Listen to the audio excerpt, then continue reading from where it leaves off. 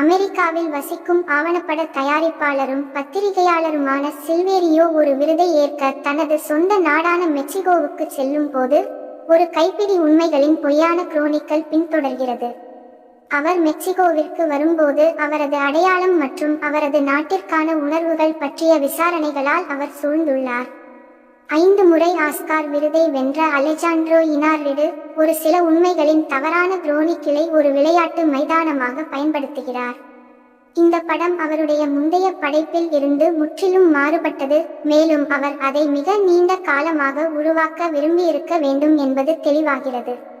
அல்போன்சோ குரோனின் ரோமா மற்றும் ஃபெடெரிகோ ஃபெலினியின் 91 கீழ் 2 ஆகியவை அதன் முன்னோடிகளில் 2.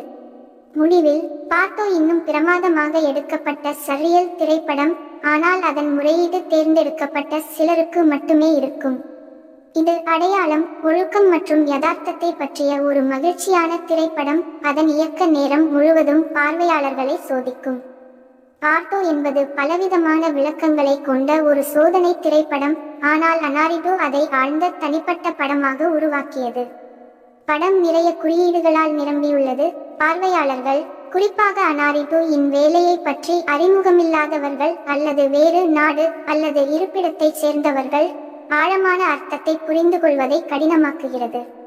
அமெரிக்காவைச் சேர்ந்த ஆவணப்பட தயாரிப்பாளரும் பத்திரிகையாளருமான சில்வேரியோ ஒரு மதிப்புமிக்க விருதை பெறுவதற்காக தனது சொந்த நாடான மெக்சிகோவுக்கு செல்கிறார். மெக்சிகோவில் இருந்தபோது அவருக்கு நிறைய அனுபவங்கள் உள்ளன. அவரது முன்னாள் சக ஊழியர்கள் மற்றும் நண்பர்கள் சிலர் இன்னும் அவரை வணங்குகிறார்கள், ஆனால் மற்றவர்கள் அவரை வெறுக்கிறார்கள். அவர் இறுதியில் வீடு திரும்பும் போது அவருக்கு முற்றிலும் மாறுபட்ட விமான நிலைய அனுபவம் உள்ளது.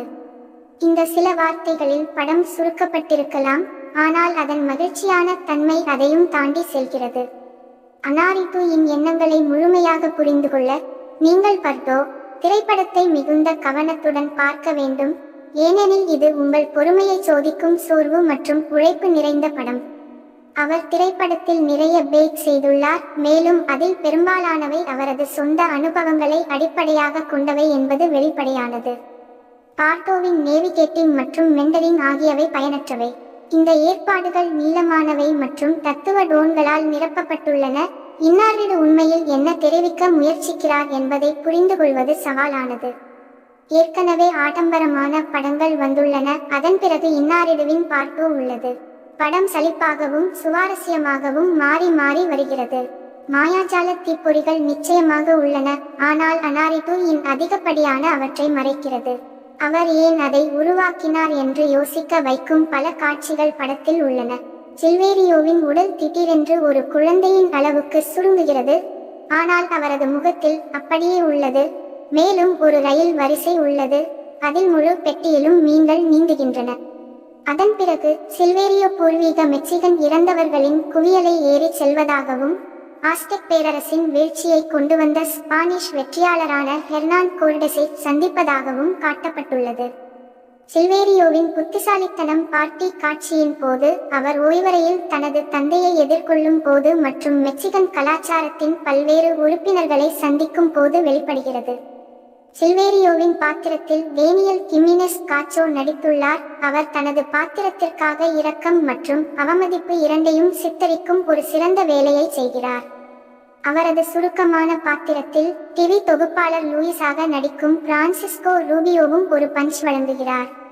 படத்தின் ஒவ்வொரு காட்சியிலும் டேனியல் தோன்றினாலும் சில சிறிய கதாபாத்திரங்கள் தங்கள் பகுதிகளை தவறில்லாமல் செய்கின்றன. இந்த படம் அடிப்படையில் ஒரு மட்டுப்படுத்தப்பட்ட ஈர்ப்பு கொண்ட ஒரு நகைச்சுவை நாடகம். இனரிதுவின் எண்ணங்களை புரிந்து கொள்ள நாம் கடினமாக உழைக்க வேண்டும். இந்த படம் ஏன் மிகவும் சிக்கலானது என்பதை புரிந்து கொள்வது கடினம்.